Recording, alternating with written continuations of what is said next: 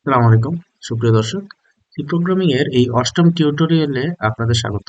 তো গত লেকচার ভিডিওতে আমরা দেখছিলাম বিভিন্ন অপারেটরের কাজ এবং এদের অ্যাপ্লিকেশন, অর্থাৎ আমরা বিভিন্ন কোডিং করে আমরা এদের ব্যবহার দেখেছিলাম। তো আজকের আমরা যেটা শিখবো এটা হচ্ছে ইনপুট এবং আউটপুট কি, ইনপুট ও আউটপুটের কিছু কমন ফাংশনস এবং তাদের ব্যবহার ও সাথে উদাহরণ।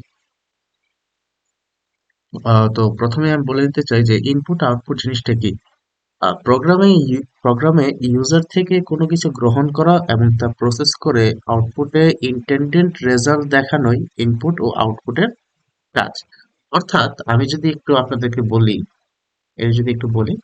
যে আমি এখানে যেটাই ইনপুট করব প্রোগ্রামে, এটা কম্পাইলার কি করবে ফার্স্টে, সে বিভিন্ন স্টেপে প্রসেস করবে। প্রসেস করার পরে আমাকে সে কি করবে, একটা আউটপুট দিবে, অর্থাৎ সে কি করবে, প্রিন্ট করবে এটা। ওকে।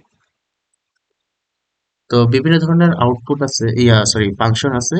এগুলা হচ্ছে ইনপুট এবং আউটপুটের ক্ষেত্রে আমাদের কাজে লাগে।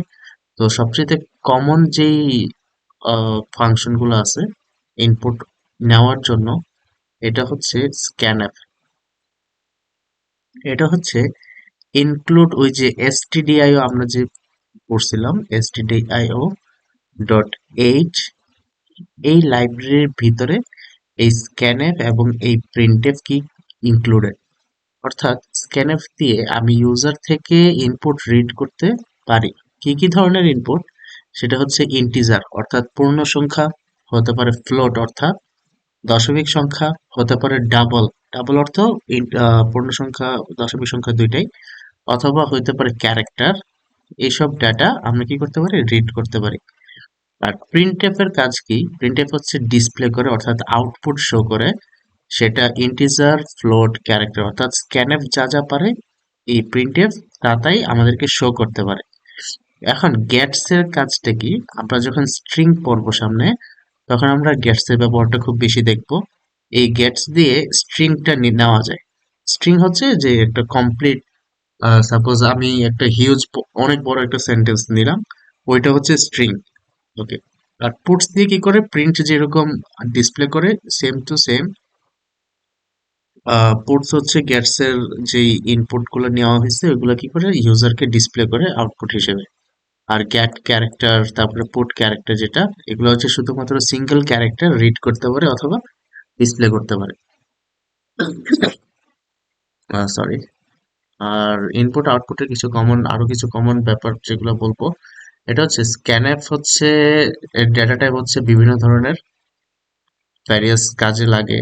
এবং স্ক্যানএফ এর ফরম্যাট স্পেসিফায়ার হচ্ছে percentage D, percentage F, percentage C, percentage S, extra. Percentage D হচ্ছে ইন্টিজারের জন্য, পার্সেন্টেজ এফ হচ্ছে ফ্লোটের জন্য অর্থাৎ দশমিকের জন্য, পার্সেন্টেজ সি হচ্ছে আপনি যখন কোনো ক্যারেক্টার নেবেন তখন, এবং পার্সেন্টেজ এস হচ্ছে স্ট্রিং যখন আপনি ইনপুট নেবেন তখন। অনেক ক্ষেত্রে স্ক্যানএফে স্ট্রিংও নেওয়া যায়, তবে সবচেয়ে বহুল ব্যবহৃত হচ্ছে গেটস এর ক্ষেত্রে। গেটস এ যদিও কোনো ফরম্যাট স্পেসিফাইড নাই, গেটস নিজেই একটা মানে ইনপুট হিসেবে কাজ করে। ওইটা আমরা সামনে যখন আসবে তখন আমরা আপনাকে দেখতে পারবো।